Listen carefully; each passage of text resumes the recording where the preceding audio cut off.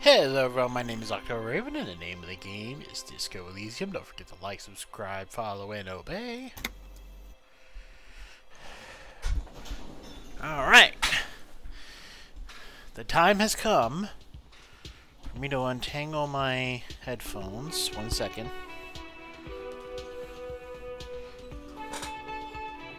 There we go.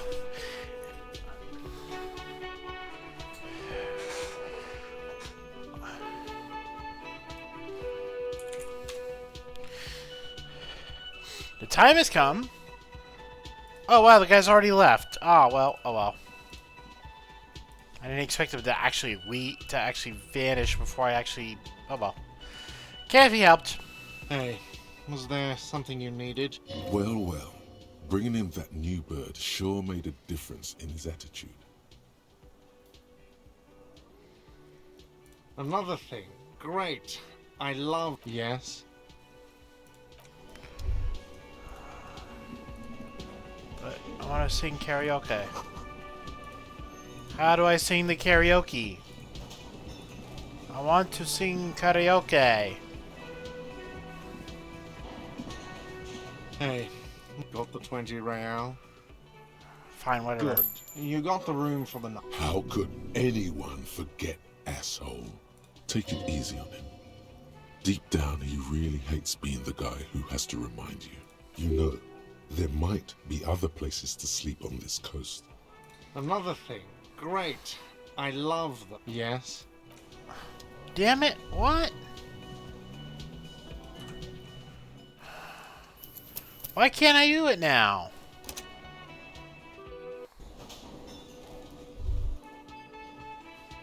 I want to do the karaoke. Hey, was there... Well. Bringing in that new bird sure made a difference in his attitude.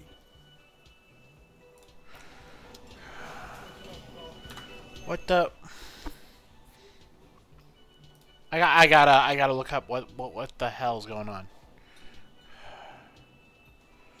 Disco Elysium karaoke.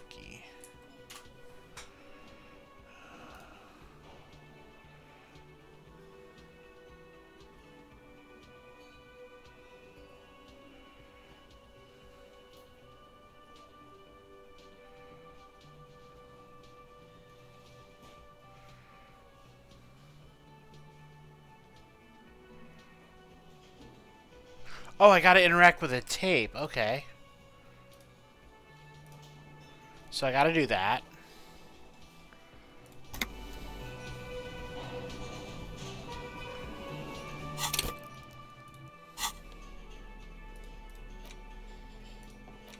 The porter reel is just what you needed. The reel's attached to the apparatus with a satisfying click.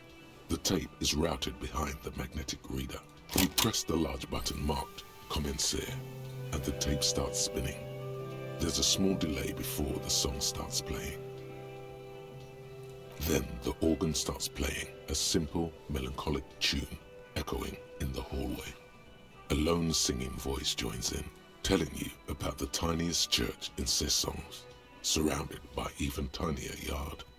You almost feel the seaside mist on your skin. It's mega sad. Within seconds you know, this is the one, the real shit you've been looking for. The one you trust your room to that Claudia told you about. Perform it. A click, then silence for a bit. Then the tape stops spinning. Yeah, I can sing this. Of course you could sing this. You could take sad to a whole new level with this. And you already know the lyrics since you've listened to it like a million times. Yup, they're all here. All 3 verses. And the B-side of the tape contains the instrumental version. It's like the world itself is telling you to do it. Only one obstacle stands on your way. Gart. You have to convince Gart to let you sing karaoke in the whirling. After you've won him over, you can express yourself. Let the pain out. Make everyone understand. The lieutenant watches you pack up the boombox. He doesn't say anything. Alright. I can do it now, right? Hey, was there something you needed? Gart. I need to sing karaoke. No, you don't. It's not happening. You need to approach this situation logically. Ask him why he has the PA system installed if you can't use it. Look, this is my way of apologizing for the trouble it caused. Please let me say I'm By sorry. causing more trouble, I think we're good. Please let me do this. Help me. The Whirling's not a charity or a musical therapy clinic. It's a commercial establishment. You're going to scare away the customers. And why even have the PA system if no one's going to use it? It's for no one. It's a prop. I'm not letting anyone use it after the great karaoke catastrophe of 44. What happened in 44? A lot of people got killed because some arsehole wanted to sing karaoke. It's not a prop. I know it's for your clients. Okay, yes, it's for some clients. I'm a real client. I pay my bills. I have the right to use the karaoke machine. Ha! Well, we don't have any tapes. They all got stolen. Well, I got one. The man in the vest and the violet shirt stares at the tape you've just given him. He begins to frown. Hard. Fine, fine. Climb on that stage and do your thing. Just get out of my hair. I'll plug it in for you. Damn this karaoke machine. I'm having it uninstalled, he mumbles to himself. Oh yeah, time to do the damage. Here we go. The stage is all set up for your performance. Feels silent. You can hear the pellets creak under your feet. You feel a little dizzy, a little unsteady suddenly. So, are you ready for your thing now? Let me know when I should turn on the karaoke carousel. Ooh, I am not gonna screw this up. Okay, where is... I need drama items. Drama. No drama. That's dramatic. More dramatic than this.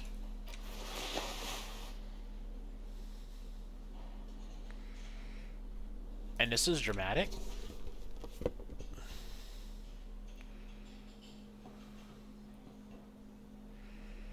And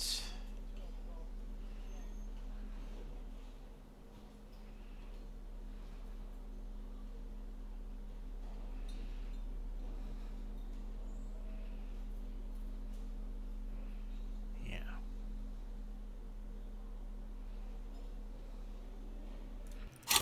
All right. Now that we've got all dramatic. The stage is... You feel... So, are you ready for your thing now? Let me know when I should turn on the karaoke carousel. The air is thick with anticipation. Someone dims the lights as the music starts. Okay, here we go.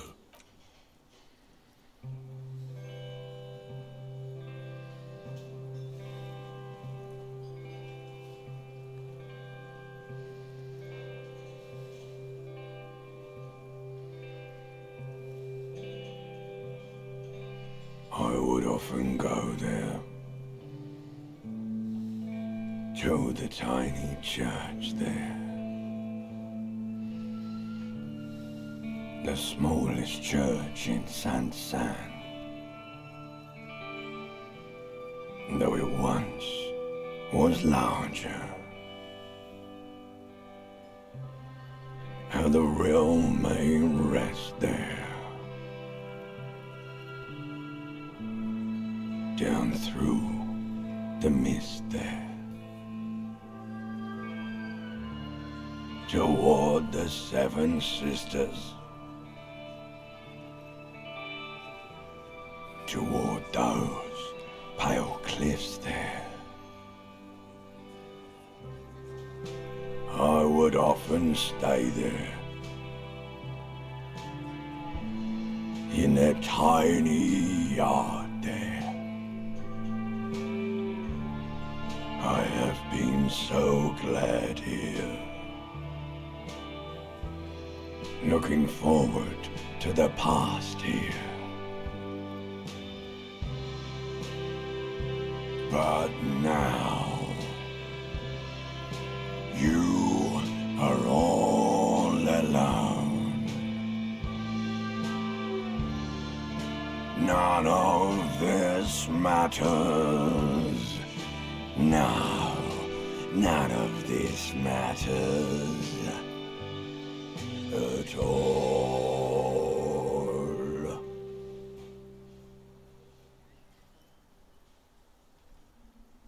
Damn.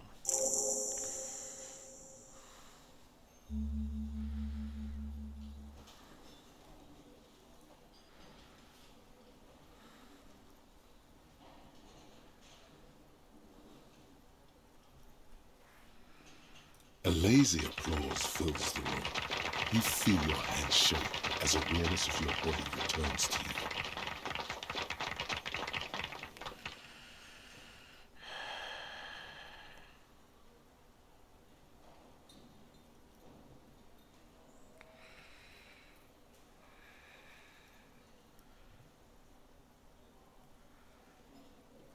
I'd like to dedicate this song to Pale Nothing that will devour the world. The microphone amplifies your voice in an uncomfortable manner.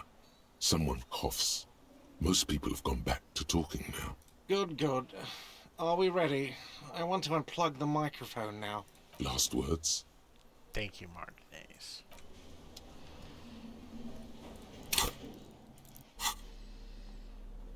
Alright, now to put back on...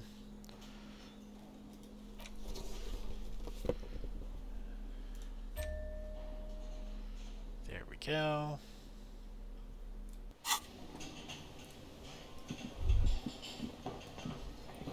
Ah, smallest church in Saint-Saëns, right?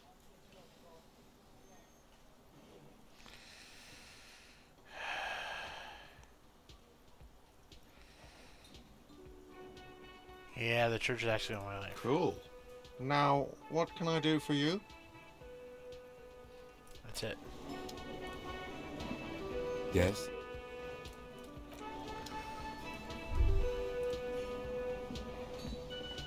Hello, officer.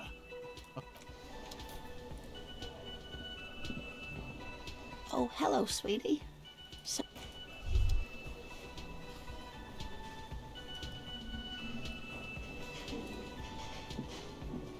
Hey, was there something you needed? That'll be it. Okay.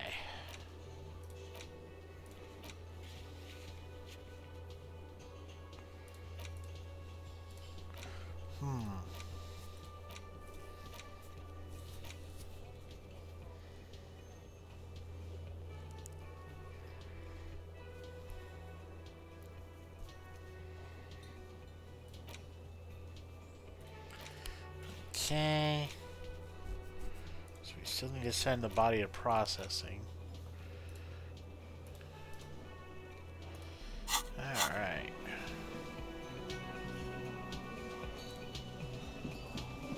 Oh, hello, sweetie. So nice to see you again. You know, to hell with it. Let's have more cryptids. Of course, officers. Is there a particular cryptid you two are interested in learning about? What's the most dangerous Hey, cryptid? you promised you'd only ask about one cryptid. Alright, He fine. nods approvingly.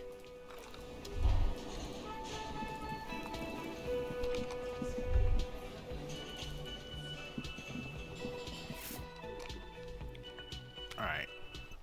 Not gonna be able to talk to Kuno. Let's try it anyway, just to cross it off. The kid, the Okay.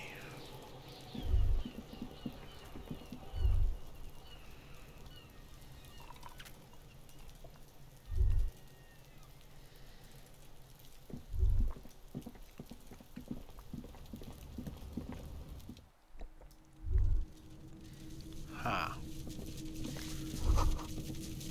all around you, the hisses and chirps of locusts fill the musky air. The earthen floor of the shack has been shaped into mounds of mud, dotted with little holes for windows, like skyscrapers, spires of dirt and sand rising. Accommodations for their insectoid inhabitants. Well, detective, it appears you've solved the case of the locusts. For the missing locust case, which is a sub-case of the imaginary insect case. So at least that's going well. Game, you don't have to be sarcastic. Oh, I'm not being sarcastic at all. We are making real progress here. When someone says they're not being sarcastic, it's usually a good sign that they're being very sarcastic. We should try to talk to Kuno about this. I'll let you handle the Kuno side of things. You are doing just fine.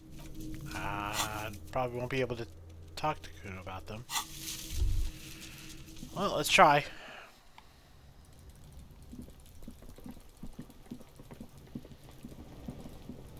The kid doesn't. Okay.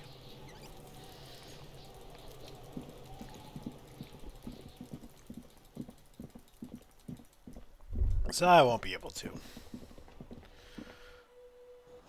I'll be able to tell them about it.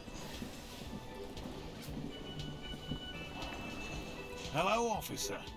I think I almost... Well, yes. What? I've just always liked animals and puzzles. Searching for cryptids is a bit of both. Have you ever found one? No. Very few cryptids are ever discovered, and not for a lack of trying. To stay hidden is a cryptid's primary quality. It's even in the name, cryptid. So how many have been Of found? the list of cryptids kept by the Cryptozoological Society of Chemnee, which is 4,082 items long. About 2,000 have been confirmed as hoaxes. 2 are categorised as confirmed discoveries. The rest are in differing stages of discovery, refutation, and data collection. So only 2 have been proven real. Yes, the Chateau Quan forest pygmy, who turned out to be an extinct species of primate, and a cave salamander from Hugo Grad, who is, honestly, quite unremarkable. It's in a zoo somewhere. We cryptozoologists are brutally honest with ourselves, more so even than the public. With cryptids, most cryptids are hoaxes or they are never found. That does not mean we should stop searching. That's a small number of Do you know discoveries. what the success rate in pharmacological research is? 0.00003% of bioreactive agents have reproducibly beneficial effects. Yet science persists in the search for medicine, as we persist in our search for new species. He has clearly done his math on this. There is no surprising him or swaying his opinion. Well, thanks for explaining Yes.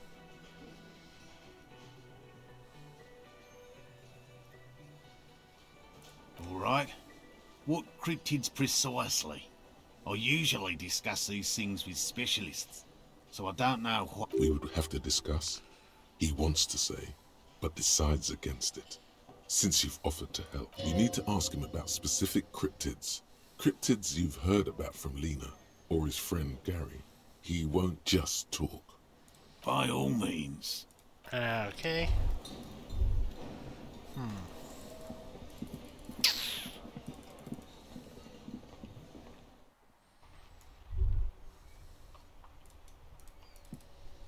What else is there to do? Can't talk to An Kuno old anymore. call box with a matrix of push buttons lists all the East Delta Commerce Center. This must be the name of the doomed commercial area.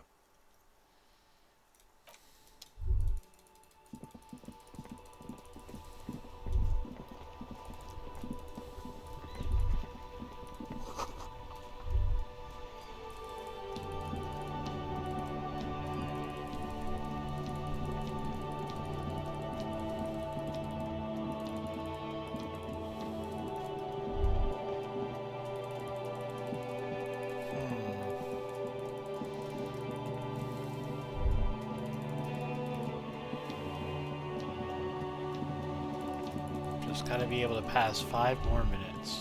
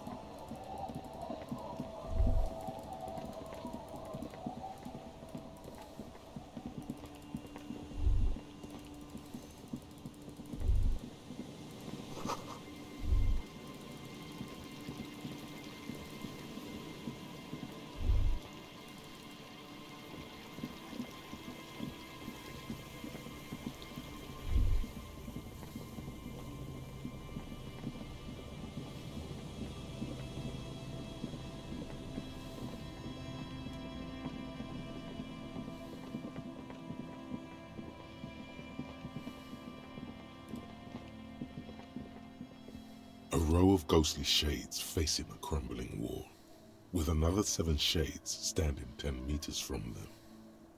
A cold... That doesn't help.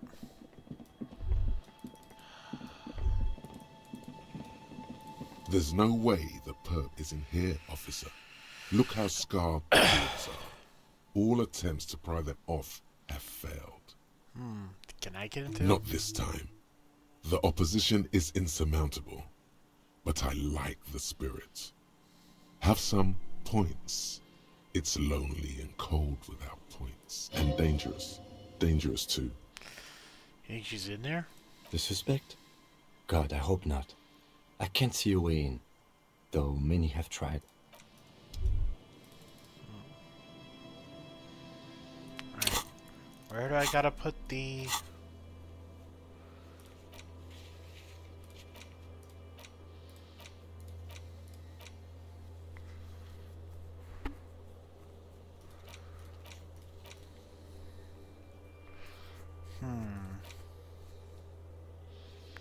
Alright.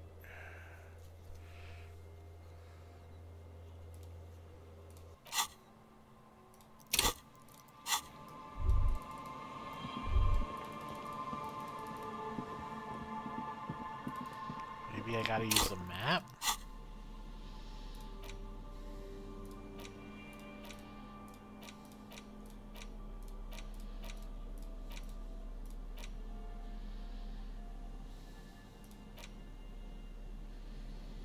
Where's the map?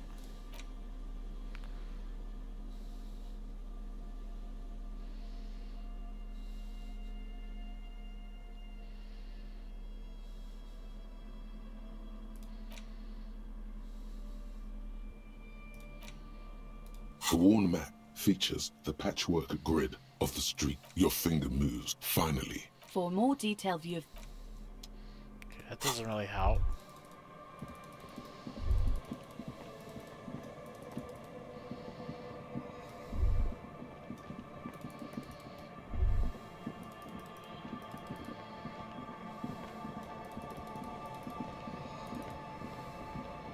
there's nothing else to do with the...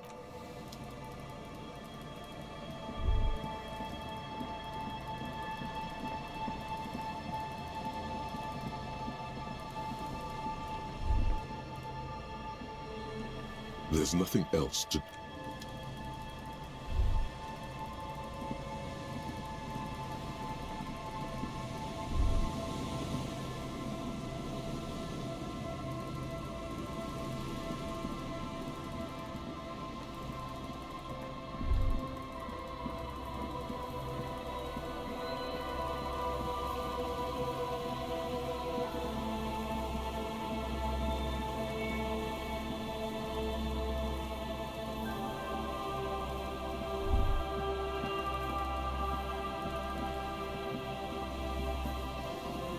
Gotta be something.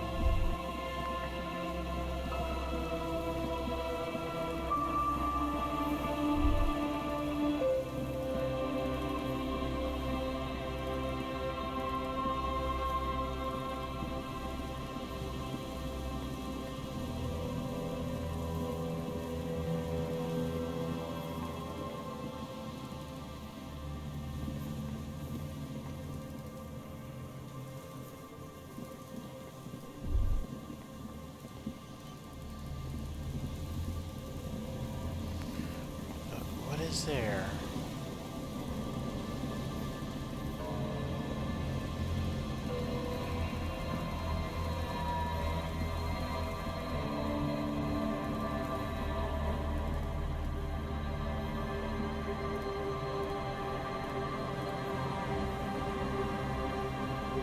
The once bright mural towers above you, saying, Feld Electrical, R&D. Tomorrow is just a whisper away. I have something for shivers, right?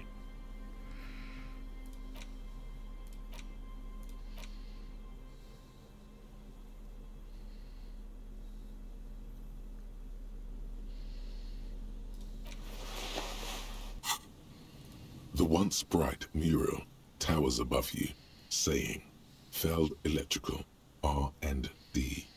Tomorrow is just a whisper away. Well, let's try it. A breeze, like a quiet sigh, moves over you. The cool air breaks across your body. It brings the salt of the sea into your lungs. Go to the children of the Big C. The Big C. The Big C. That can only mean one thing. Communism. Girl Child Revolution and Girl Child. Yes, Comrade Zephyr. I shall find him. Girl Child Revolution, Girl Child Communism. Boy child freedom. Boy child justice. Girl Child Revolution, Girl Child Communism. Boy Child Freedom. Boy Child Justice. The wind rushes away, leaving you where you were, on the rotting boards of the Feld building. Officer, are you okay? It looked like we lost you for a second. I need to go to the children. Girl Child Communism, Boy Child Freedom. Right. Well, I'm sure that after... You mean we should do that right now, don't you? Can that be done after the murder investigation? This is part of the investigation now. Okay. When you're ready, officer.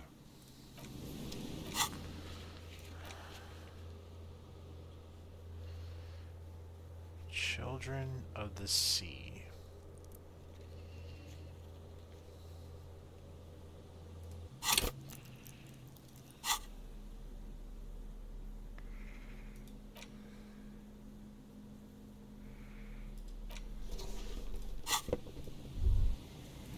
Oh.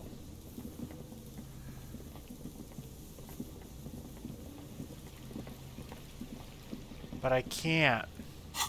He won't talk to me. Fuck.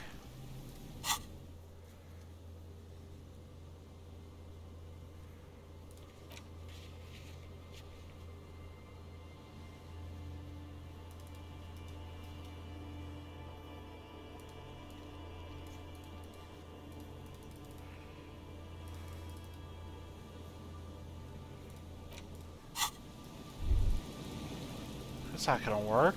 I can't talk to them.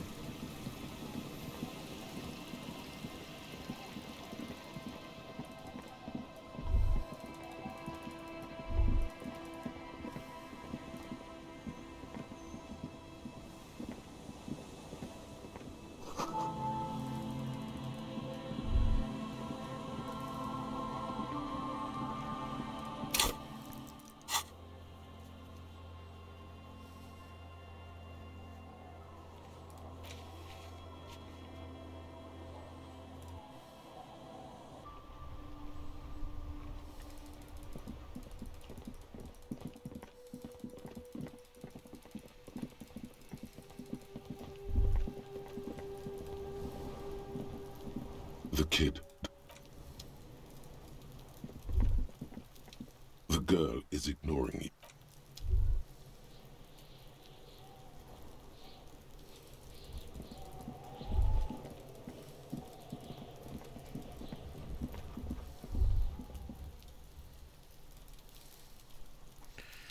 Ah.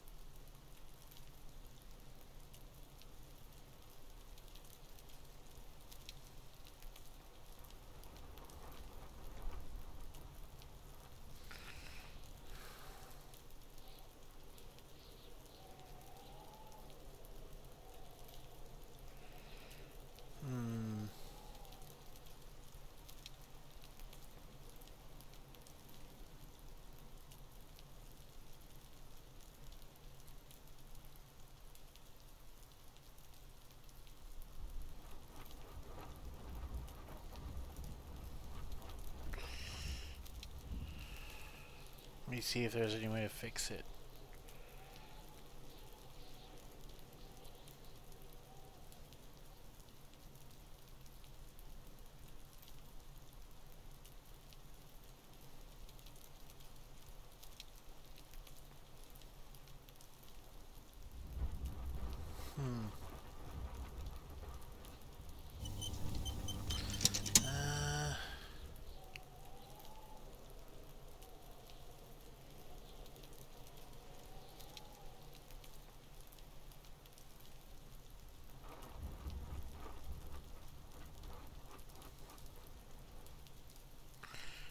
Maybe I can get... Maybe I can have him...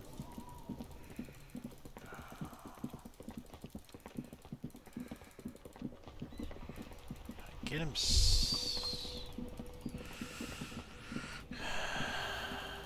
See if it'll work. Alright, I'm gonna try something.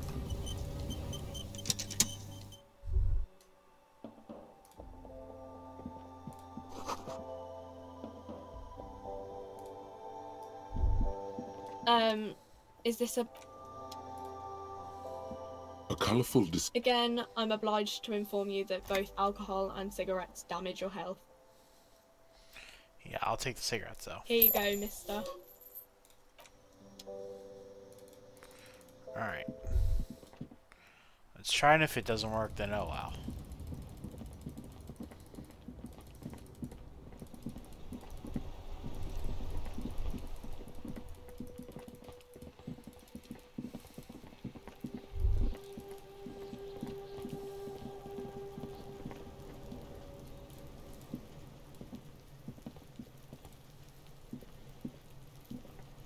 The kid does.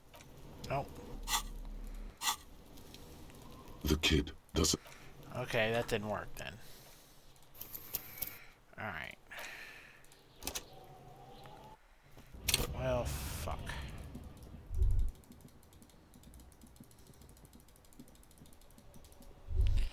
I guess I'm stuck for now. Maybe I can fix it later, but...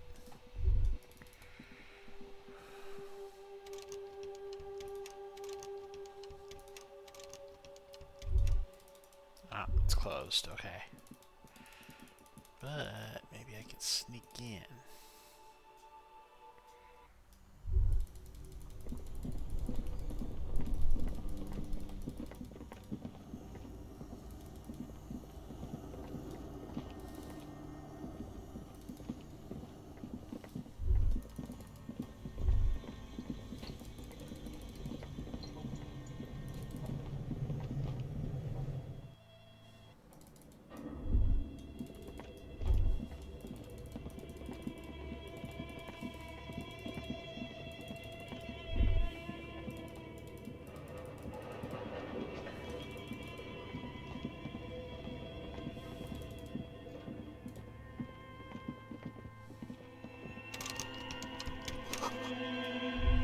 Yep, okay, it's close. Worth a shot to see if it would happen, but...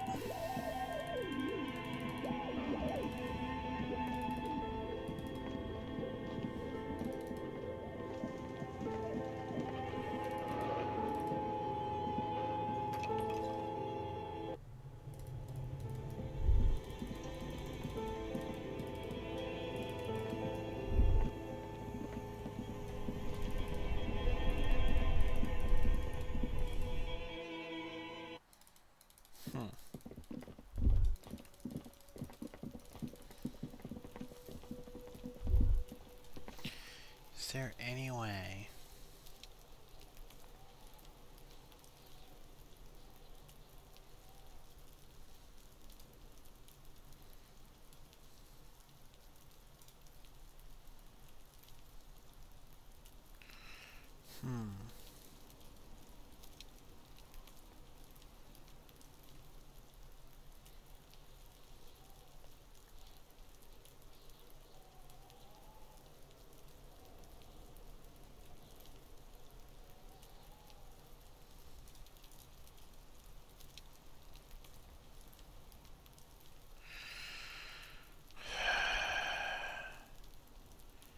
Let's see.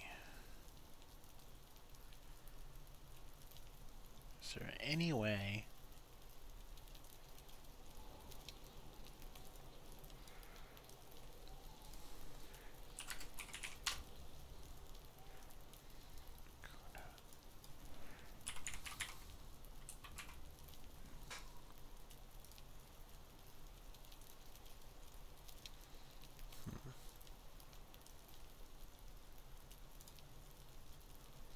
Is there any way to get out of this?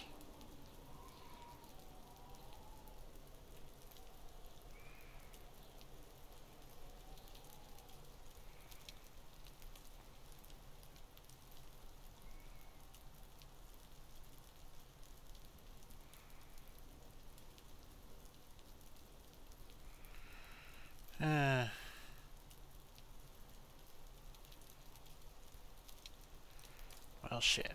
Okay.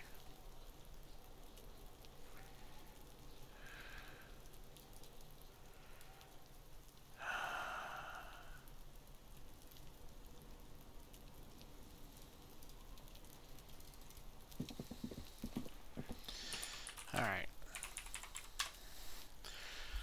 Okay. I guess I won't be able to do this part for a while. Fuck.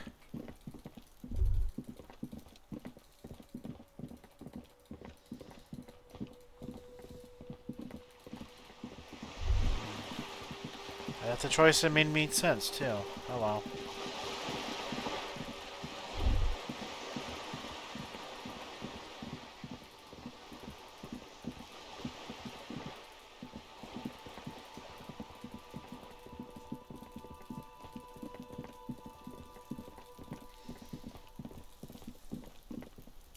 The door is closed again.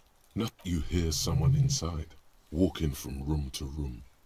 Whoever lives here must be back home. The spread pattern of these bullet holes makes your chest ache. Your breath grows heavier. More old bullet holes. Half a century at least. From the revolution. Bullet holes generally look the same, so probably. But you're right. More old bullet holes from the revolution. Oh man, how many people got shot during the Plenty. revolution? Alright, well, it's past 10. So...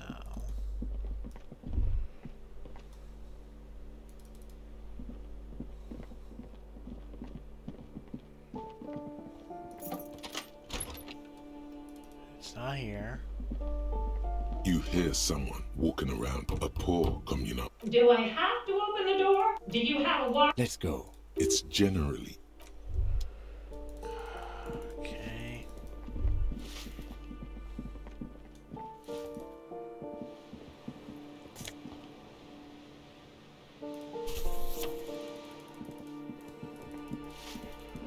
So where is the meeting? I thought it'd be here, but it's not. Is it upstairs? V2. Okay. Maybe it's upstairs.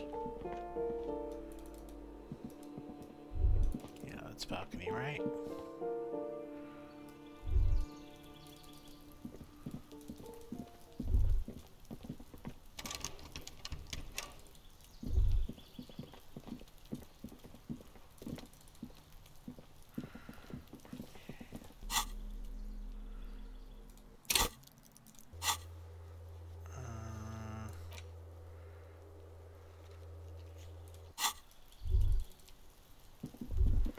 Okay, I gotta find the meeting first, though. That's the problem.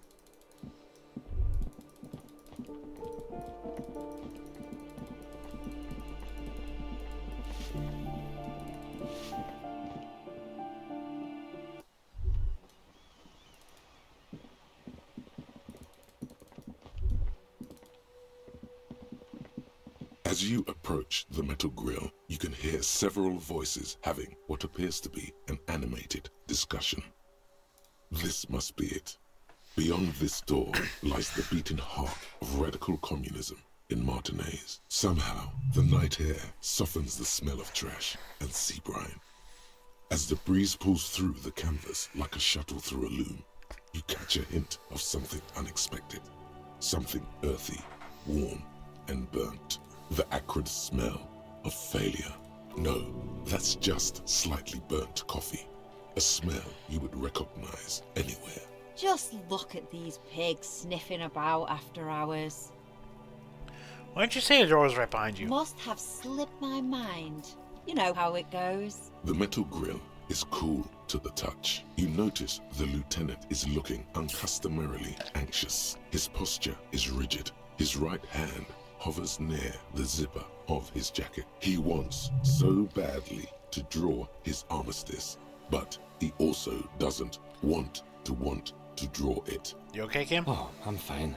I was practically born to infiltrate underground communist cells, which is just to say, we should be prepared for any eventuality. You can make out at least 2 separate voices. 2 voices, both male, approximately early 20s. Careful with those now.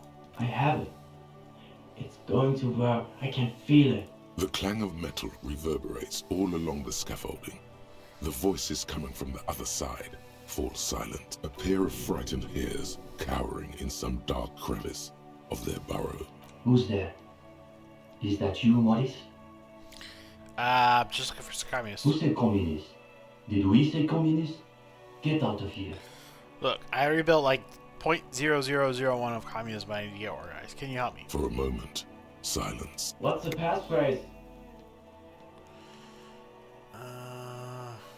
Remember Dobrava and Anasi. There's no response. You begin to wonder. No, they're still there. You can feel them back there. Alright. The key Aha. taped to the back of the door frame. Just make sure you put it back when you're done, or we'll all be locked out. And do watch the concrete. It just kind of falls away, in places. Charmant. After you, detective. Have fun at your underground meeting, Pig. Hope it's a blast. The 2 young men are either oblivious to or ignoring your entrance. Their attentions are fixed on whatever it is they're stacking in the middle of the floor. Matchboxes, it appears. I think it's holding, Alexis. It is. It's holding. It's definitely not holding.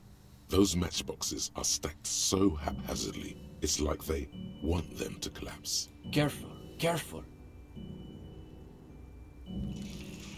Ah.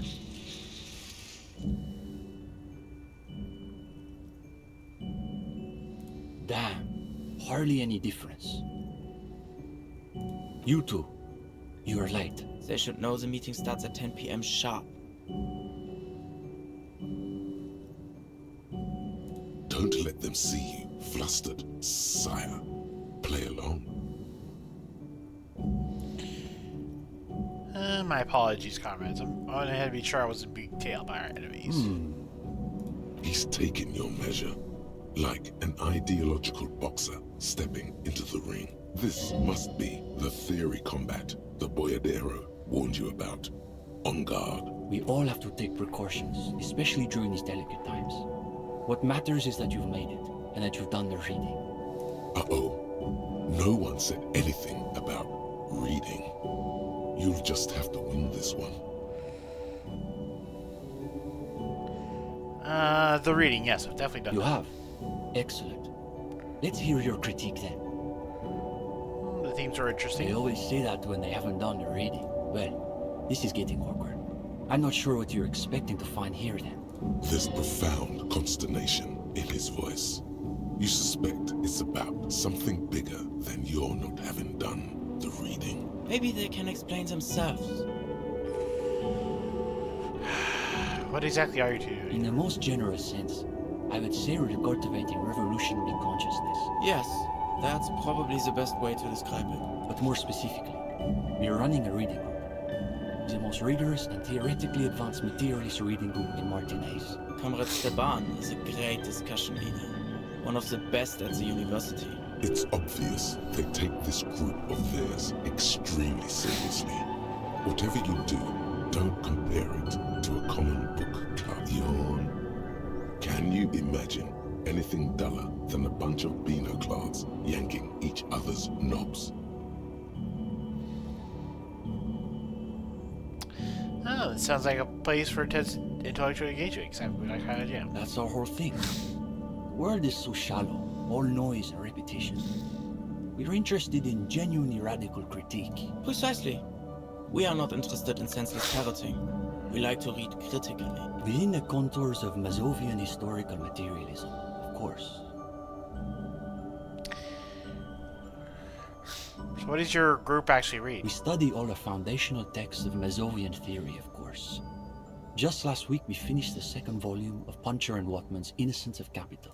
Truly extraordinary. And before that, we spent 6 weeks on State and Plasm. Uh-oh. You can feel your attention span rapidly deteriorating. We've also read Wertmüller's The Megastructure of History, and before that, Real and Reality. Communist theorists love puns, in case that wasn't obvious. Hablas un pain infernal.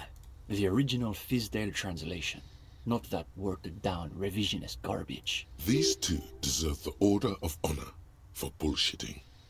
There's no way they've actually read all this stuff. Obviously. But, of course, our special emphasis is on the theories of Ignace Nilsson and his followers, especially the inframaterialists.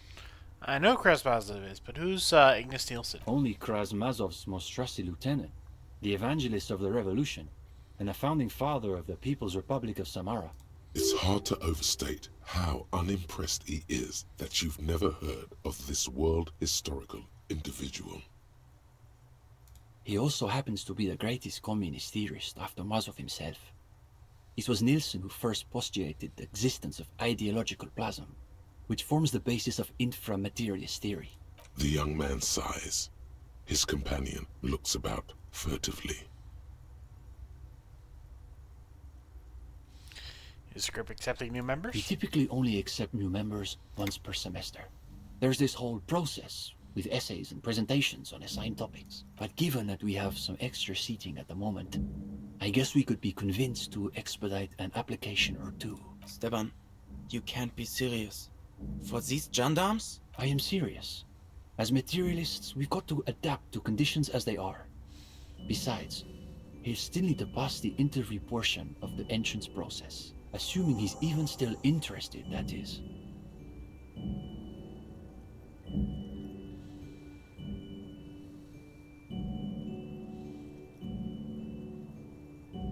Let's try it. Is it getting warm in here? There seems to be a little pool of sweat forming in the depression of your lower back. I'm not nervous, I was a superstar. Oh, totally. A superstar breaking out in a cold sweat. I had my shit together. You did. You must be extremely nervous for some reason. I don't do well in the interviews. No, you're terrible at them. The thought of everyone looking at you, judging you, makes you want to heave, frankly. Just a couple Let's kids. be frank. They're probably way smarter than you.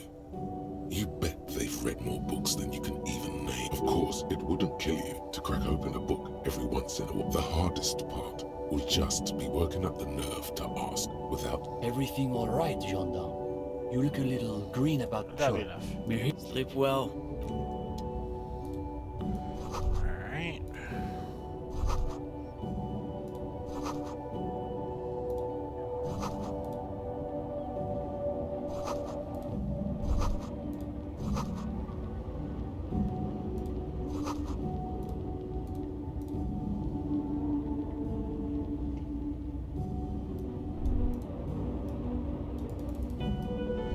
I didn't get to see what that other line was, but oh well.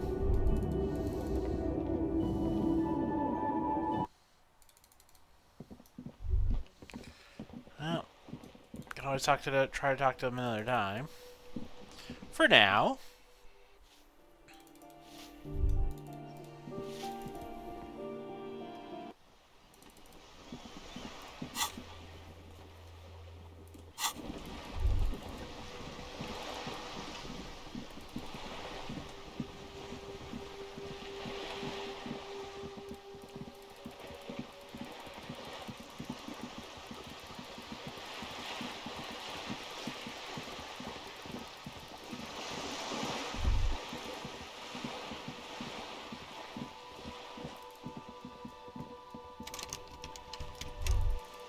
That's right, I gotta go the other way.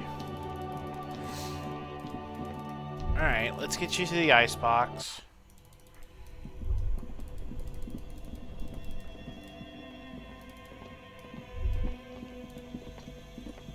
The bear's eyes are still glowing red.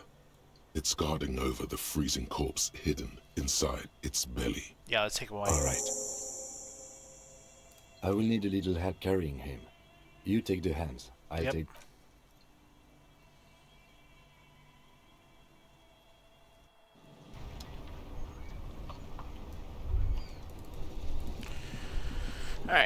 So let's read a couple things. I've got this. It's the ledger you found. Oh, and the cool piece of toilet paper is stuck to the back. It takes about half an hour to piece one together, using the system you've devised. Which one do you want? The couch in an unexpected location. Some assholes brought their couch outside and hung out on it. In the middle of the street, on the roof, on the hillside by the motorway. You know, at an unexpected location. They were young, and they thought they looked cool on it. Yeah. I don't know, it sounds pretty interesting. Yes, as you said here, insufferable rock and roll assholes. Young people are the worst. But anyway, you got a complaint about the damn sofa, or couch, or whatever it was. They were leaving it out in all these unexpected and whimsical locations. They took it to, where they also took photos of themselves on it, and smoked cigarettes, and drank coffee because they felt it's intellectual. Cigarette butts, coffee cups, stupid couch. You had to clean it all up, and you did. So congratulations to you. Case solved. Did I catch him? No, you didn't have time for that. These notes show that you have what is called a real goddamn job. You don't have time to be chasing down the couch assholes. You have a real job to do. What next? Murder. Tum-tum-tum. At the hookah parlor was a case originally assigned to an officer called Joseph Mills, who is now dead. Of circumstances completely unconnected to murder at the hookah parlor. Ow. Beaten to death by a throng of Villalobos gang members when him and his partner J.M., only initials mentioned, answered a call one night. It's a sad story, and it isn't really represented in your case files. Stop stalling and get to the murder at the hookah parlor. Right. Joseph Mills was on this case that he just couldn't solve. Was doing it solo. Said it was a real nutcracker, a real brain twister. Was on it for, like, a month. The captain got impatient. Shit or get off the pot, Mills. Mills didn't get off the pot. Not yet. He kept at it for a couple of weeks more, racking his brains, running with every theory, as outlandish as they seemed. Still couldn't solve the murder at the hookah parlor. Tough case, he said. Toughest he's ever had. Was he a good cop? No, he was awful. Awful sense of humor, too. The worst jokes you've ever heard. Really rapey. Still, he'd been on it for months now. Said it was the final case. Said it was uncrackable. That murderer vanished into thin air. That goddamn hookah parlor was all he talked about. Okay, so the case is handed to you because Mills isn't getting anywhere, and you look into it. Here's the setup. A young man is found dead in a hookah parlor. You know, those places where you go and smoke bubblegum-flavored vapor all day. Lame. Yeah. So anyway, young man in his 20s found with his skull busted open, right on the floor of the hookah parlor, in the middle of the day. No one else is in there. Only client that day. In perfect health, too. Some kind of movie producer. No one enters. No one exits. He's just sucking on his watermelon hookah all morning, all noon, like he usually does. He's a regular. No calls, nothing. Just sucking on the hookah until 15:45. Then bam, he's dead on the floor with his skull busted open. Blood everywhere. What happened? How can it be? Mills has no idea. Invisible assassin. Movie deal gone sour. Girl at the counter did it. Nothing fits. Eerie. Man just dropped dead. So you go to the parlor. You see cushions around the table. Tables low, heavy, really sharp edge. So he took stood up, passed out, his head on table 9. See? You can't even read the thing without solving it. Yeah, it was that. Turns out hookah does do something. It turns off your brain's oxygen supply, and you don't notice it until you get up to go to the bathroom. What was he doing there for 6 hours? Smoking hookah.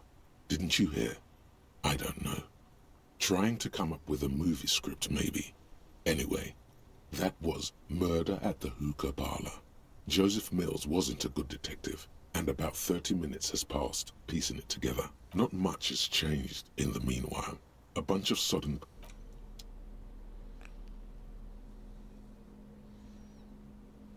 Alright. What else we got here?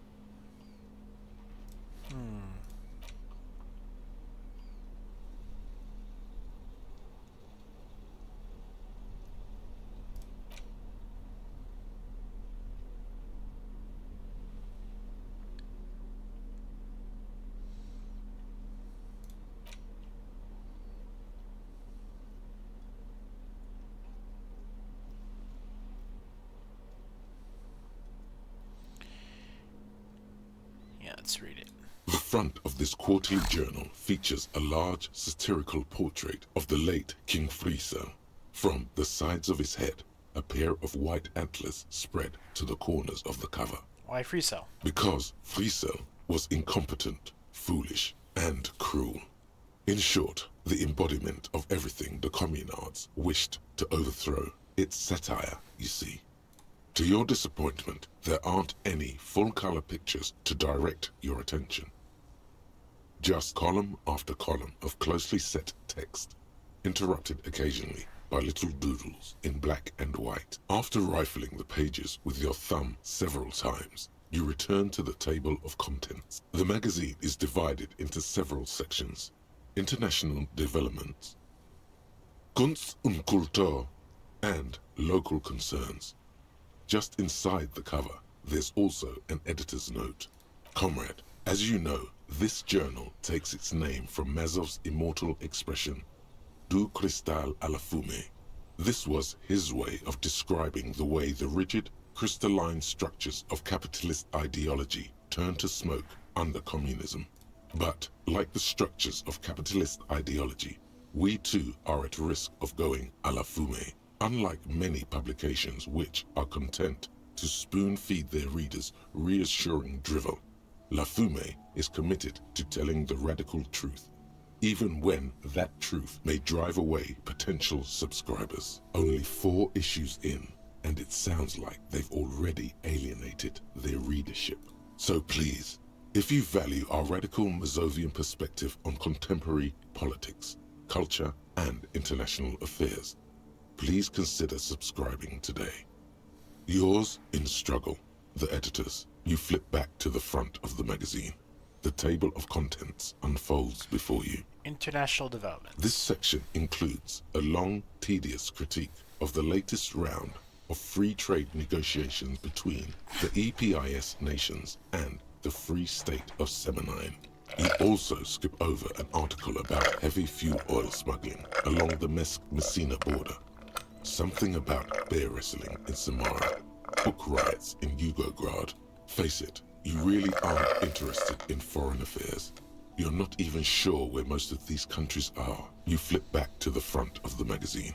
The table of contents unfolds before you. Kunst und Kultur. It takes a moment, but gradually it dawns on you that Kunst und Kultur must mean arts and culture. Why they decided to title this one section Invalda is beyond you. It evokes a sense of recognition and fellowship among those privileged enough to understand. As you leaf through this section, you come across several reviews of recent radio plays, as well as a brief artist spotlight featuring a local artist identified only as CS. The main feature, though, is a long essay titled Tip Top Tournée, a critical Mazovian perspective. The Tip Top Tournée is an inter-Isolari racing series, mostly known for its high speeds, ludicrous sponsorship deals, and high death toll. In Revachol, it's held quadrennially on the prestigious Zero Carousel racing circuit. See the profile of CS? This so-called artist spotlight is really just a brief Q&A, made all the briefer by the subject's evident hostility to her interviewer. Okay, what do they have to say about Tip Top? You think you're settling in for a relaxing recap of the most recent season, maybe sprinkled with some nice anecdotes about a few of the more colorful drivers. Instead, you find yourself skimming a 10,000-word feature about all the politically problematic aspects of Tip Top Tourney. Like what? Where to even start? For one, there's the crass commercialism of its sponsorships. And then there's the practically criminal emphasis on deadly motor crashes. So, all of it, basically. So, who wrote about this stuff? Oddly enough, this article has 2 bylines. Nasteb Encolada Bernal and Exilus Buka. Just a moment. Those names seem awfully familiar. You're right, because they're most likely anagrams of Steban and Ulixis, the student communists. What's wrong about sponsorships? Under capitalism, the article says, every pursuit has its price. Every pleasure, even one as elemental as the joy of racing others around a track, is reduced to an advertising opportunity. Thus, the so-called tourney becomes a competition between increasingly meaningless brand signifiers. Your discount laundry detergent racing against a pack of Astra cigarettes, or even a fritter. Okay, what about the crashes? And that precisely is what's problematic about it. Were it not for the promise of random, spectacular violence, audiences would quickly lose interest. At the end of the day, it's the destruction of these 750,000 real racers that you're really watching for.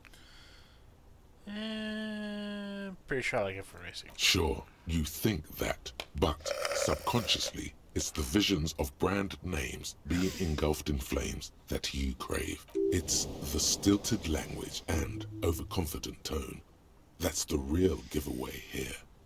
You're almost certainly reading a recycled university essay, one that could probably use some edits.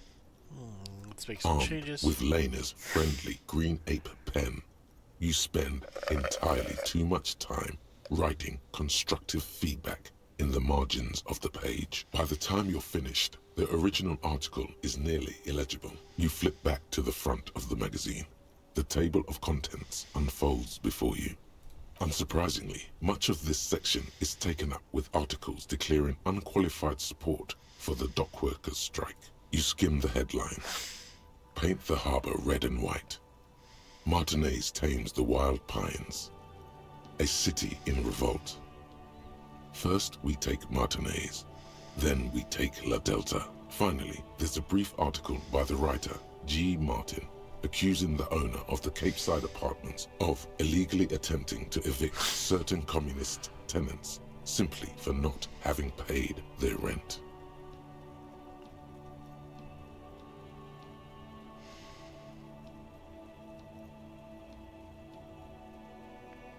Target range just lives over The writer G. Martin remarks dryly that capitalists love wealth redistribution, so long as it's only redistributed upward. Good thing your rent-paying days are behind you. You flip back to the front of the magazine. The table of contents unfolds before you.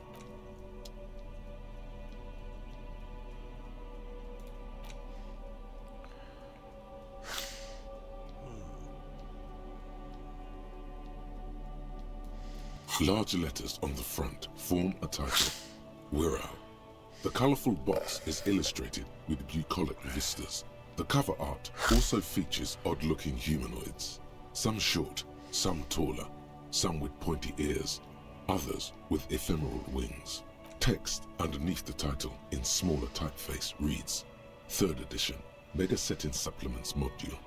The side panel adds, a sword and sorcery adventure board game with new maps and miniatures. Mysterious things rattle inside. What could they be? Dice? Plastic miniatures? A fantastical alternate world full of magic and wonder? None of that witless man from Hyundai, fascist dross, hidden behind faux realistic allegory. Wirral is no cliché-ridden apologia for colonial violence. Wirral is pure imagination. Yes, the Wirral setting is known for its complicated system of political alignments. But if you're not into that, you can just hack your way through dungeons in search of loot. That's what most people do. A blurb on the back reads, "Tired of the tedium and toil of modern life? Escape to Wirral. Leave behind e-solas and nations with their petty squabbles. Discard electricity, magnets, and boring technological widgets. Succumb to a world of high pasternal fantastique. Unleash your imagination and create an adventure of endless possibilities. Discover the terrible secret threatening Wirral. Can your band of adventurers save the world?" Sure, why not? Exactly. That's the spirit. All you have to do is read an intricate rulebook, study an assortment of maps, unfold the illustrated game board, and start rolling dice. In no time, you could be romping through grasslands with low-level characters, hunted by Iskala riders, or battling unspeakable monsters in endless dungeons fraught with danger and despair. Conjuring up forceful magics to aid your quest. Don't forget heated arguments escalate into physical confrontation with your friends. And most importantly, never forget to rage quit if the dice don't go your way. You pry open the box. Inside you find a folded up map, a small booklet, a 24-sided die, and a little plastic figurine. A reprint of a crude hand-drawn map. The top left corner reads, "Lands of Wirral." The map features both small villages and mid-sized towns with odd names, in addition to meadows, forests, hills, lakes, and seas, also with odd names. It doesn't seem to correspond with anything you've seen thus far. It's not a very helpful map. A quick guide to the magical races of Wirral. Create your own hero, choosing from any of these completely unique and fantastical backgrounds. The options are in order of importance: the Welkin, the Tueog, the humans, the fairy folk, and the pygmies. The Welkin, tall, lithe, and graceful, with long flowing hair and pointy ears. They're known for being powerful magic users, but can also hold their own in a brawn-driven fight. The Welkin come with a variety of exciting sub-races: High Welkin, Forest Welkin, Lake Welkin, and Snow Welkin. But if you're not feeling experimental, a basic Welkin will always do. A grand race of industrious mountain people. They're short, stout, and muscular, and enjoy digging for gold and other precious minerals. They're also well versed in the art of combat, where they prefer to use axes and hammers. The Tueog also come in a few different sub-races: Hill Tueog, Shield Tueog, and Dark Tueog. Humans. They're just humans. What else is there to tell? They're average in all stats, and jacks of all trades. Fairy folk? A very small race of flying people, known for being mischievous, full of trickery. They often lure people into their magical traps. There are no sub-races for the fairies. The pygmies? The least popular of the Wirral races, the pygmies, are short, rotund, and dim-witted. Pygmies live in small villages made of shoddy wooden dwellings. They spend most of their days tilling the earth and smoking their pipes. There are no sub-races for the pygmies. The die? It's made from some sort of wood and has been decorated with peculiar plant motifs. You don't know much about dice, but this one looks pretty damn fancy. You place the die into your pocket. It's always good to have luck on your side. You see a man in ragged clothes wearing a lopsided hat and wielding some sort of a firearm. A leftist revolutionary, a communard. He looks lost, a stranger in a strange land. Most likely, he was just stuck in the wrong box on accident. You pick the figurine up by the base to meet your gaze. The little plastic man stares back at you, his face contorted into a disturbing shout. Then you pocket it. A colorful box with the title.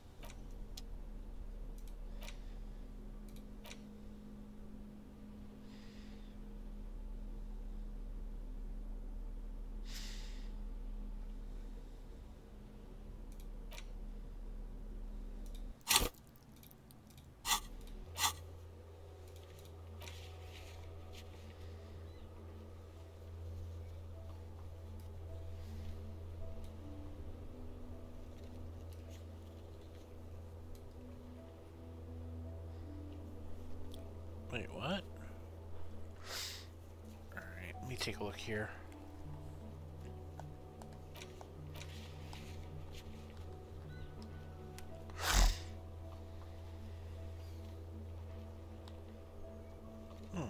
Interesting.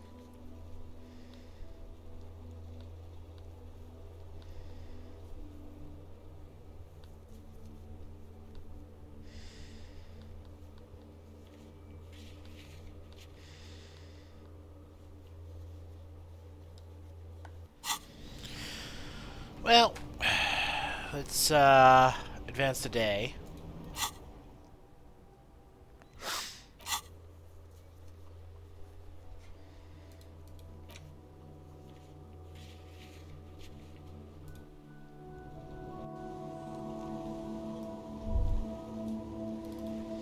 Alright, let me go pee real quick and I'll be right back.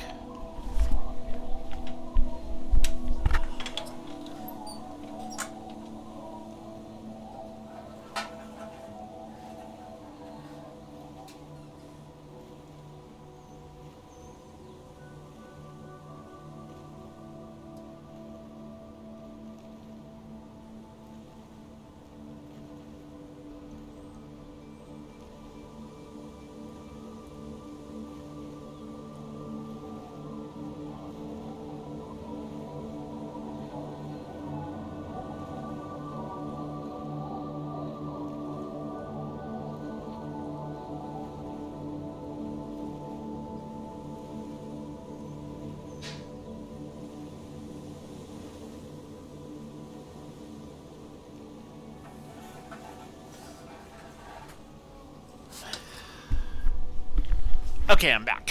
So. It's getting late, and it's snowing. Time to call it a day.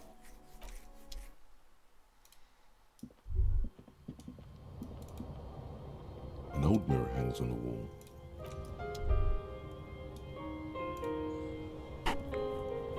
The bed is comforting, if a bit run down. Still, you've earned a rest. Yep. The bed underneath you is soft, if lumpy. Waves wash the sand underneath the hut, then grow distant to your ear. In the quiet hum of the organic heater, you fall asleep. Like a deftly cast fishing net, sleep pulls you out of the world and into its dark shore. The rough mesh chafes, tightening around you, it digs into your brain. I know what this is. How have things been going for you out there? Helped anyone lately? Saved anyone lately? Murdered anyone lately? This bastard isn't even listening to you. Because you know you are a murderer. A disco music listening psycho killer who offs poor people and then forgets about it. Okay, so I'm a murderer and that's bad. Hear that? He doesn't even flinch. Iceman doesn't care about killing people. That's nothing to him. Blackwater, under the bridge. The thing he's really scared of is much, much worse than that. What is it? Don't tell him, sister. It's too bad. They're right. This is their function. To keep you from it. Why are you doing this? I just fall asleep. I can almost see the dark. We're trying to help you. All these processes, these tortures, voices and tremors are all just distractions, flares and countermeasures to keep you from the last dream. The worst of them all.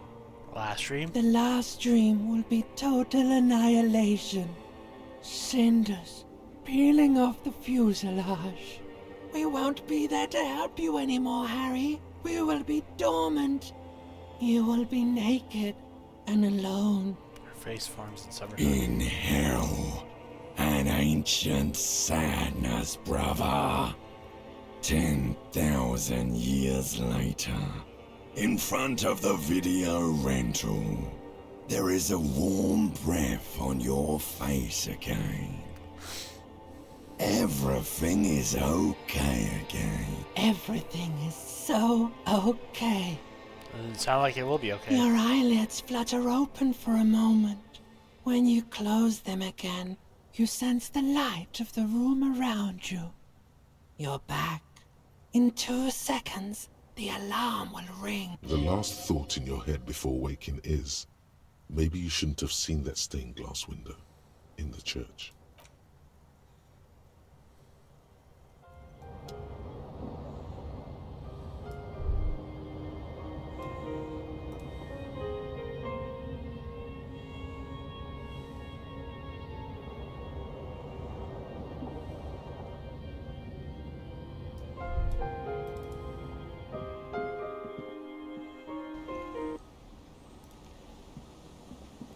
Yes?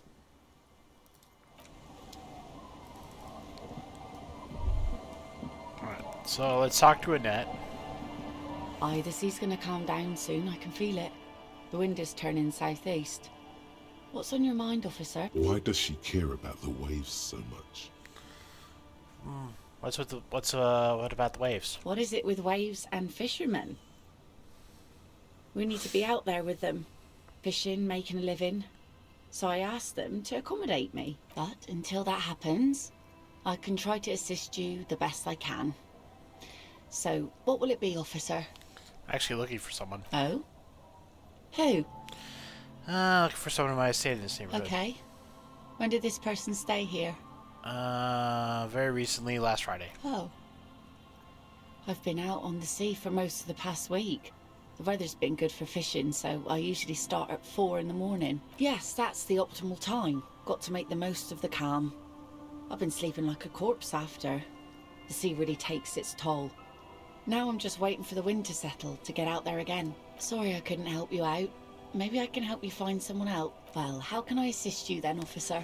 That's my motor carriage on the sea, by the way. Oh. That's good to know, I guess. Why is it in the sea? It's a sign of the great carnage to come, the great calling. Quite the sign. An eyesore too. The situation calls for a funeral, if you ask me.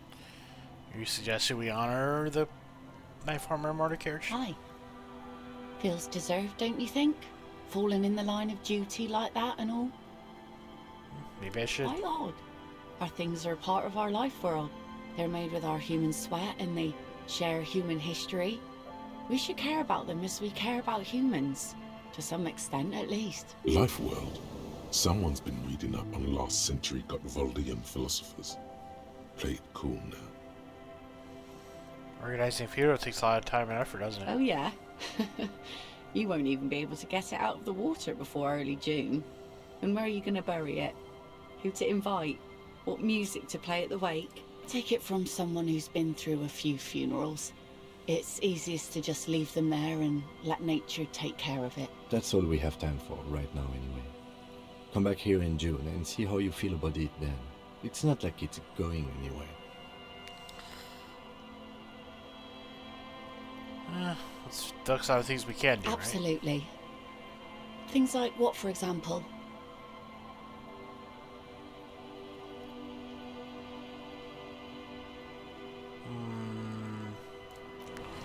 Alright, let's try.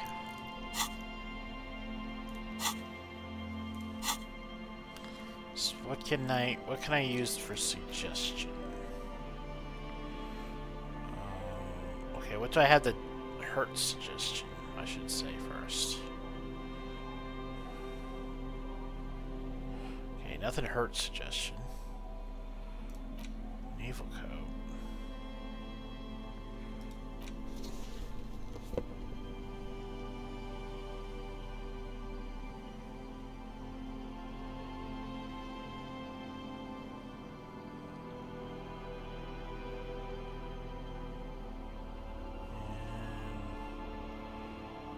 That's about it, I think.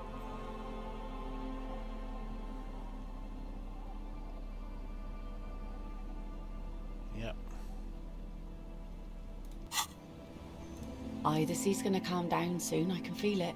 The wind is turning southeast. What's... Yeah, it's not gonna work. Okay.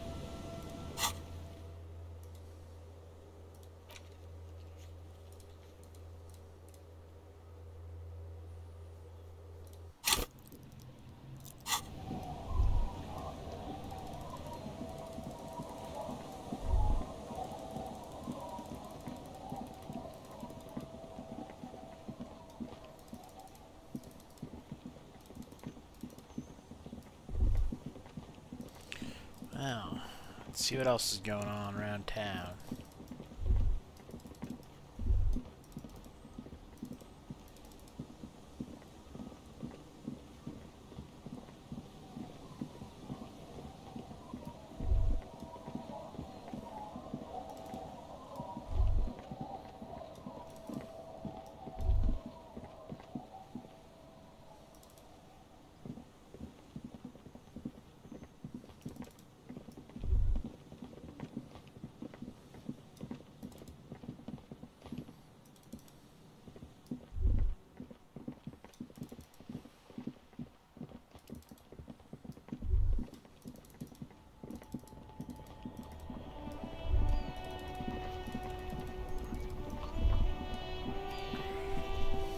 Can't do that yet.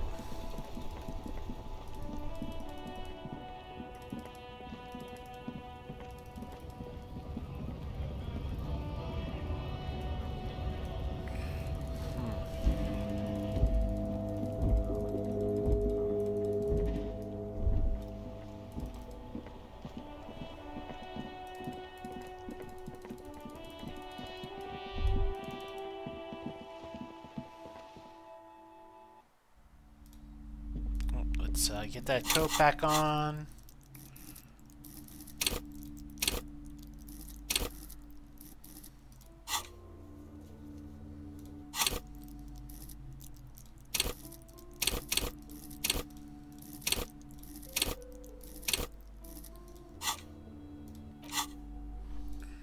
Where's that coat?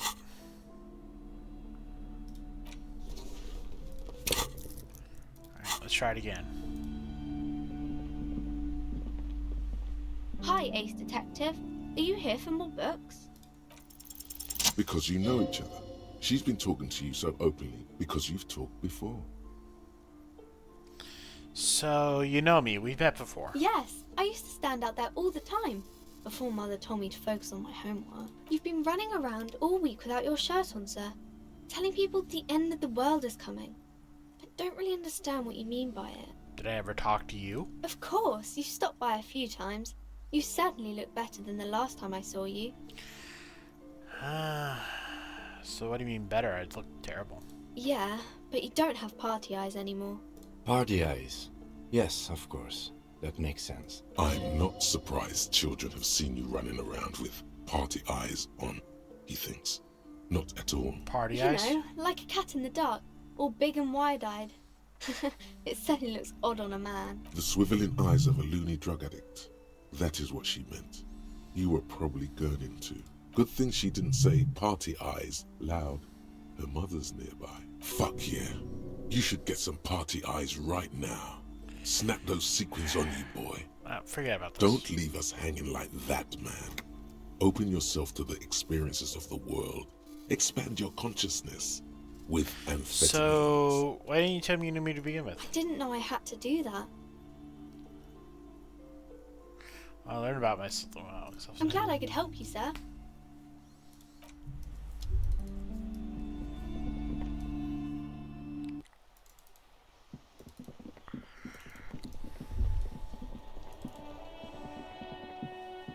An old call box. East Delta Commerce Center. Alright, let's What will help our volition?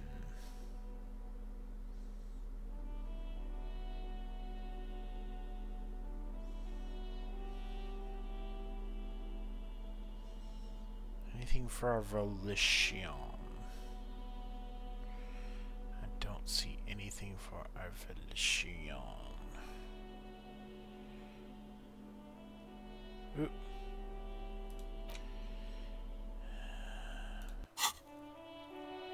An old East Delta Commerce Center. This must be the name of the doomed commercial. Whatever she says, it can't hurt you. You're a different person now. Stronger, healthier, and alright. Maybe not healthier, but it's a bonus that you've drunk so hard you can't remember any of your past relationships. Oblivion's the ace in your corner. There's a light buzz as you press the doorbell, waiting for her to answer the call. It's cold outside, and you can hear the wind blowing into the speaker. A strange metallic taste fills your mouth as you stare at the intercom. There's the static again, whispering like a seashell pressed against the air. Yes, hello. This is Tricentennial Electric. Have you come to place an order? Yeah, I want to talk to you. My God. Here come the bad vibes again. Relax. Distance yourself from it. What? It's you. My God. I didn't think I would hear your voice again. Wait. Is she... Didn't you already say that the last time we talked?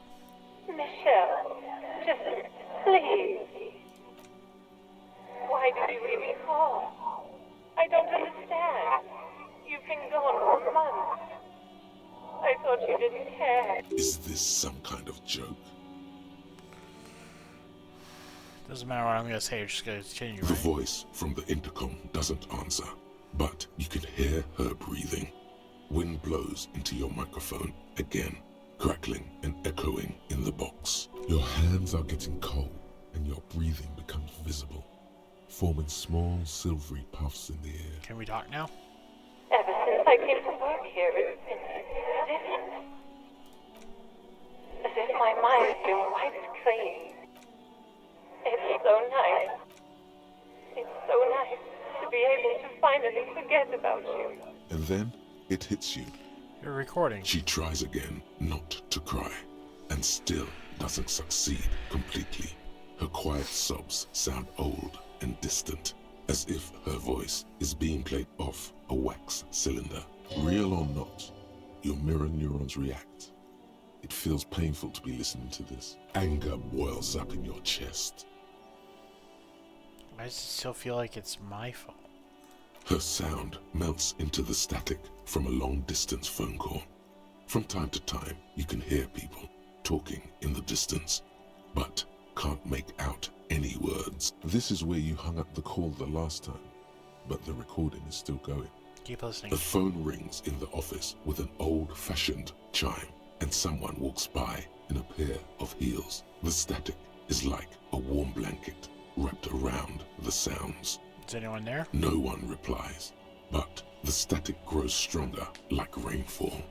Then a female voice speaks out, completely different from the one before. Glorious and total somehow. Crawling inside your head. Her words are too cold to comprehend. She smells of sodium lights and rain streaks on car windows. Eyes like pilot lights watch your shape in dark hallways, guttering. So... it was a recording trapped in the circuitry from some ancient tenant. This sometimes happens. Shall we conclude here? We have other mysteries to solve. That was weird, man. Don't take this the wrong way, but during our short stint working together, something weird is almost always happening to you. That is true.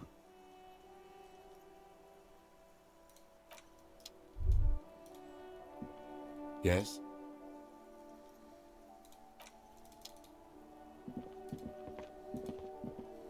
Yes? What do you want to know?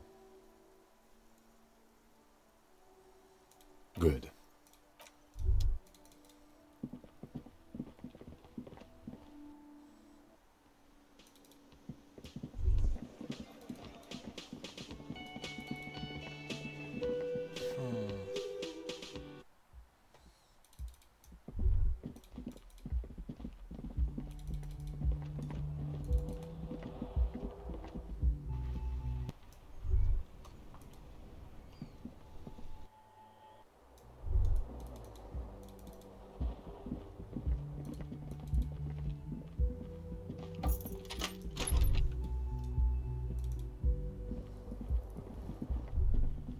A mirror hangs on the bathroom wall. In it, your...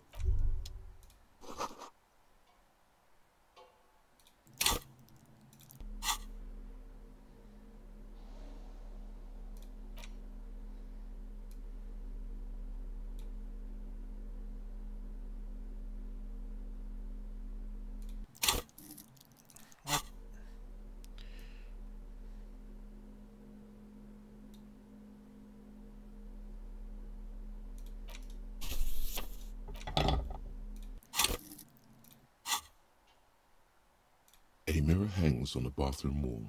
In it, your face. Okay. I thought I had... Never mind.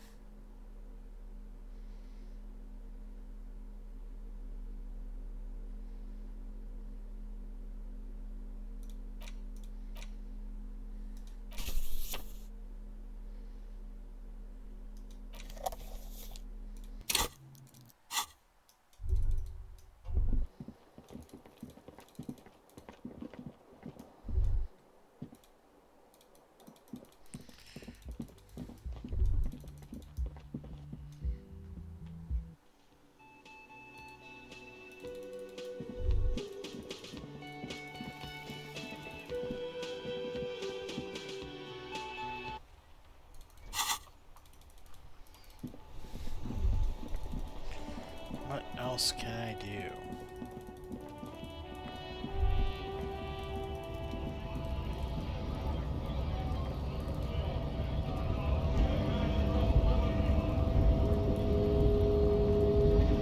Hola, Wandering Man.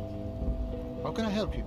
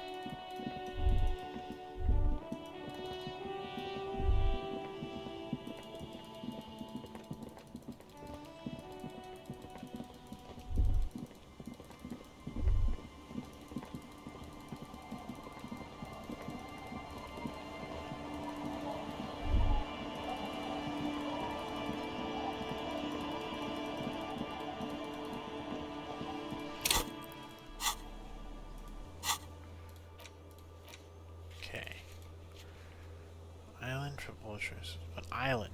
Boardwalk for poultries.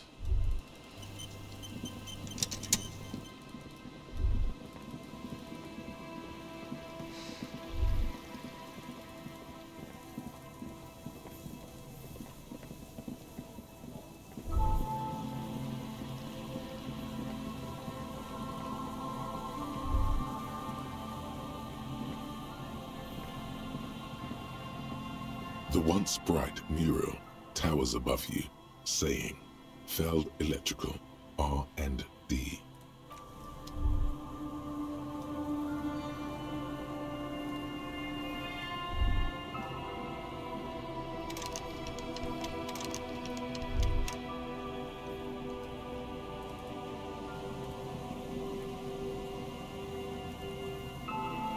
Hello. Isn't this a fine morning? I don't want to bother him.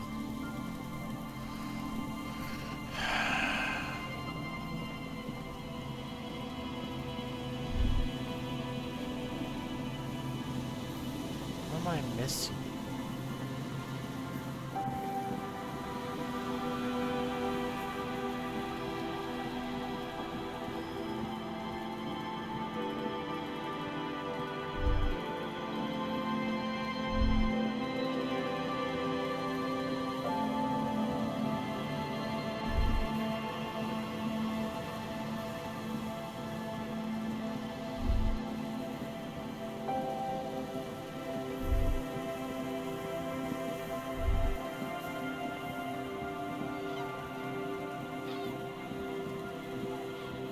Wait, what's this?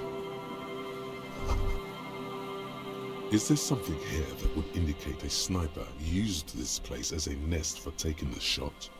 Just some urban detritus, a bottle, and a dilapidated old comms tower. The wind picks up. Fine sea foam lashes your face. It feels like needles. You can take it. Just raise your collar, detective. I don't see it, Lieutenant W. Freighter. I don't see a person take a shot here and hit something there. In the whirling in rags. Maybe the campfire was used? To warm his hands before pulling the trigger? Perhaps. But anyone could have made this. The coast is specked with fire this time of year. Truthfully, this seems like a very poor choice to take a 1.2 kilometer rifle shot from. Visibility is awful. There's water vapor everywhere. I think we can rule out Biddable Prime, was it? Maybe the assailant climbed Tom's... It's not possible to climb that ladder. And even if it were, why? There's no platform up there to aim from. He looks like he's cold out here at the tip of the coast. The jacket is warm, but not for this weather. You look cold. Maybe you could use a thicker coat? I'm okay. You, on the other hand, ye freighter, you look like you're about to turn into a popsicle. Technically speaking, that would be a... So my style, superstar crops don't wear pockets. They rock out. Absolute idiocy. What about the cigarettes? Those? A smoking assailant who favors Tumutiri to Astra or Joanne? Cigarette butts are everywhere. This is a common brand for all men. Tumutiri was a Revacholian colony on Ilmaran. The Suzerainties population was mostly Ilmaran Areopagites, up to 97%. The region was known for its tobacco export, hence the name. Oh, you do? The butts you saw had a silhouette of a boy wearing a coffee hat, a tobacco picker. This boy is the Tumutiri brand logo. Contemporary Revacholians prefer Juan, a local blend from the southern islands, or Astra, a legendary cigarette from Grad. Tumutiri is favored by older men who like its old-fashioned paper filter tips, insane amount of tar, and the sweet smells of colonialism and halva. There, 1.2 kilometers over the cold water of the bay, through a thick snowstorm melting flake by flake in the waves, you see the smallest rectangle, barely visible, a glowing light on the third floor of the whirling in rags. With binoculars, you would see a young woman's shape move behind the glass, her limbs long and slender. Okay, so we can roll this one out.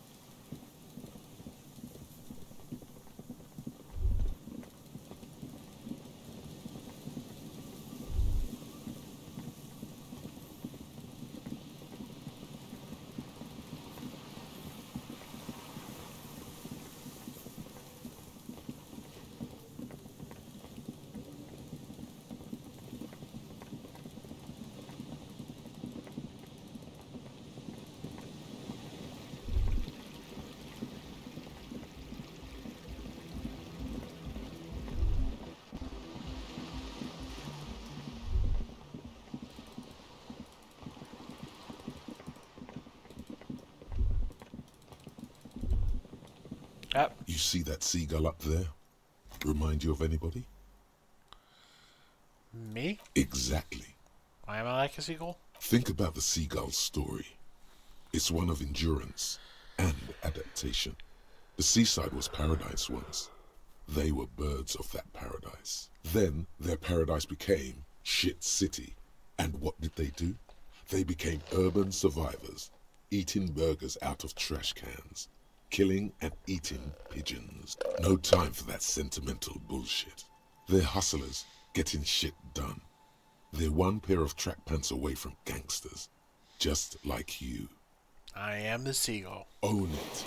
Steal hot dogs, shit in the sand, whatever it takes to keep going.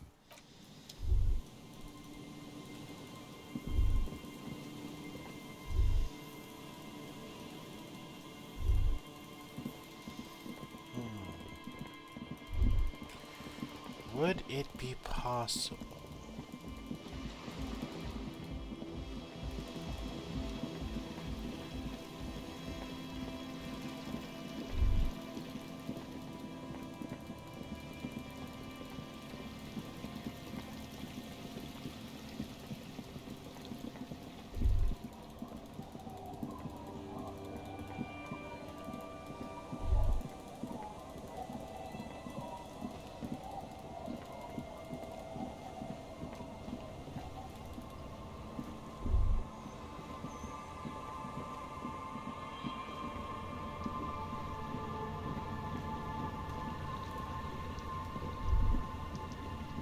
You're back. Good. What can I help you with?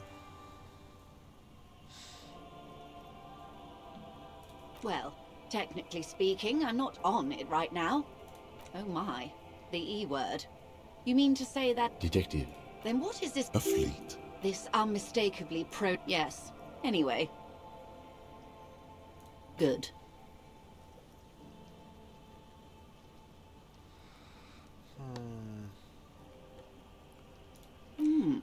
She's not even asking you anything.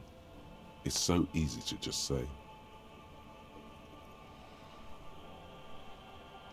Of course, Detective. You can always drop by later.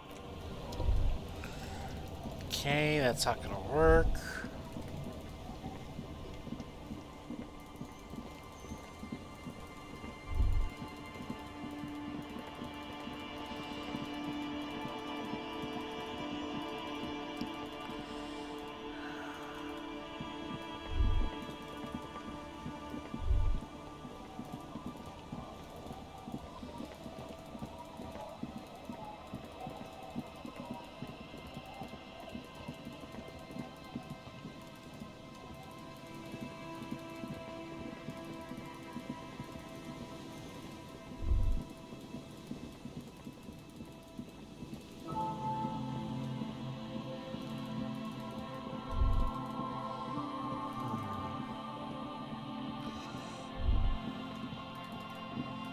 How do I get to the island?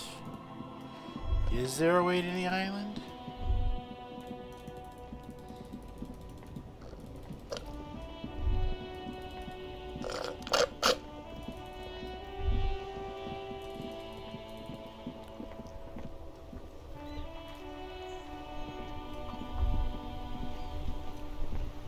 Officer, care to play a game with the lonely old man? Actually, never mind. Wouldn't be the same. Something's happened with Renee. Alright, so we have what to do to pick up for the next episode. Talk to Renee, figure out what the heck's going on here. So, let's do Haiku the stream.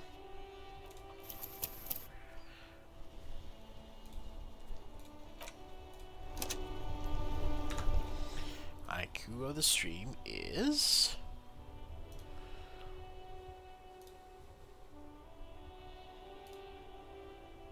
Pungent Timberland.